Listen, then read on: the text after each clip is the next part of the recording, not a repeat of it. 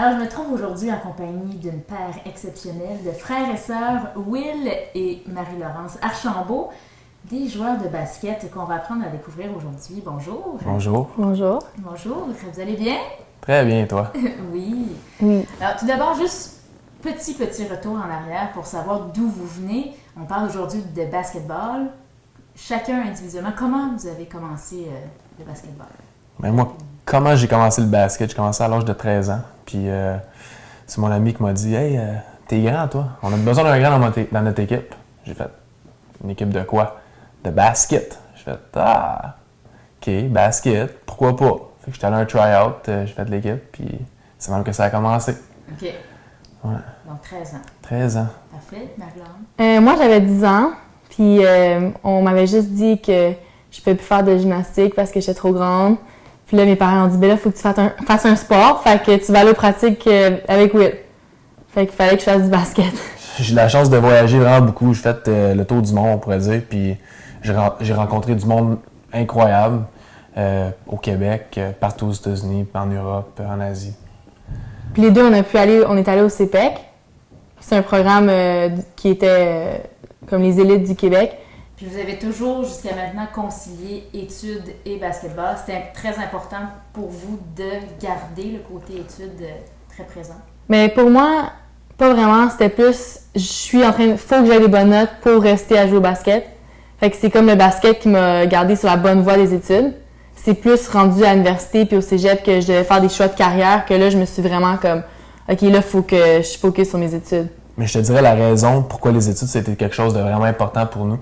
C'est parce qu'on s'est vraiment encadrés comme du monde avec nos parents. Ouais. Les autres nous ont dit, tu sais, tu performes pas à l'école, tu joues pas au basket. Mais il y a aussi un parallèle entre les deux, dans le sens que pour bien performer autant à l'école qu'en sport, il faut avoir une discipline. Ouais. Puis, un horaire, j'imagine, très chargé quand il faut avoir les entraînements et les études, préparation d'examen et tout ça, ça doit vous maintenir dans un cadre très serré. C'est sûr, mais je te dirais, tu sais, avec le basket, premièrement, pour jouer au basket à un haut niveau, il faut que tu sois discipliné, il faut que tu sois organisé, tu sais. Nous autres, par exemple, à Davidson, on avait des pratiques 6 jours par semaine, puis même la 7e journée, ils nous disaient « Ah, vous n'êtes pas obligé de me pratiquer, mais tu sais, vraiment, ils voulaient dire « Si vous venez pas, vous jouez pas. » Fait que tu pratiquais 7 jours de suite, tu allais à l'école 5 heures par jour, à chaque jour, puis aussi, tu sais, il y en avait qui avaient des jobs sur le côté. Fait qu'il faut vraiment que c'est la gestion de temps incroyable. Il faut que tu sois organisé, il faut que tu sois discipliné. Plus, il faut que tu t'entraînes pour t'entraîner. Il faut que tu restes en shape en faisant des poids. Fait que, tu sais, c'est ça, pour avoir du succès dans ce sport-là, il faut que tu sois capable d'avoir une bonne gestion de temps et tout. Pour vous, est-ce que ça a toujours été facile de vivre là-dedans ou qu'il y a des moments où vous étiez un peu dépassé par ça? Ben là, moi, cet été, c'était pas mal intense, mon affaire. Il fallait justement que mes habiletés de time management marchent, là, parce que j'avais du basket à 5h30 du matin, je me levais.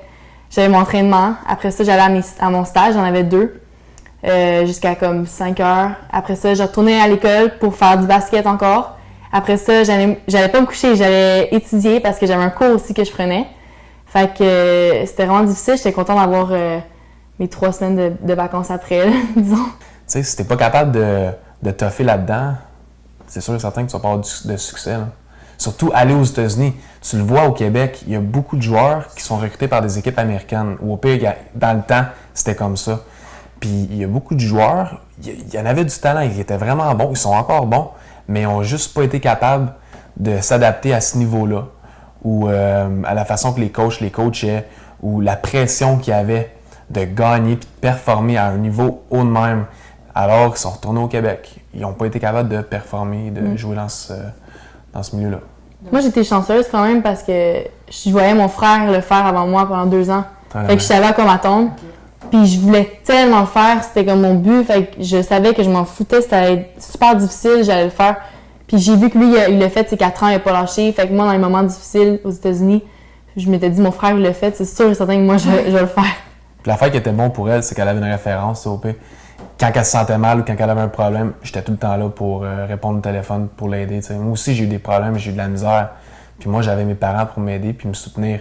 Mais ils n'ont jamais vraiment vécu ce que j'ai vécu. Mais ils ont quand même vécu des affaires dans leur vie qui sont quand même similaires à ça. Puis ils peuvent me donner certains conseils. Puis me diriger dans la bonne direction, on pourrait dire.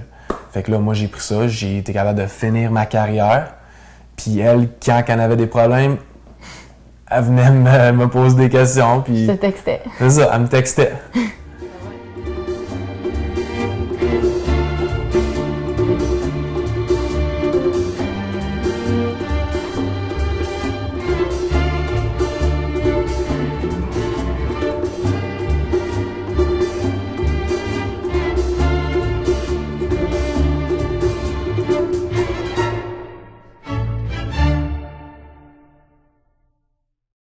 Toi, t'as sur l'affaire à dire?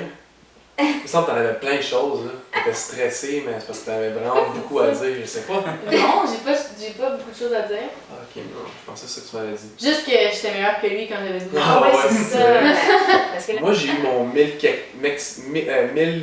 points. 1100 quelques points, là. Ok. T'es pas rendu à 1100 Moi, il quelques. reste 200 points. Ouais, on va voir si tu vas te rendre. Ok. C'est ton challenge de l'année. Ben, j'espère que je On va vais voir qu'on a passer des si je témoins. passe là. on va vérifier ça dans un Ouais. On vérifiera ça. C'est bon.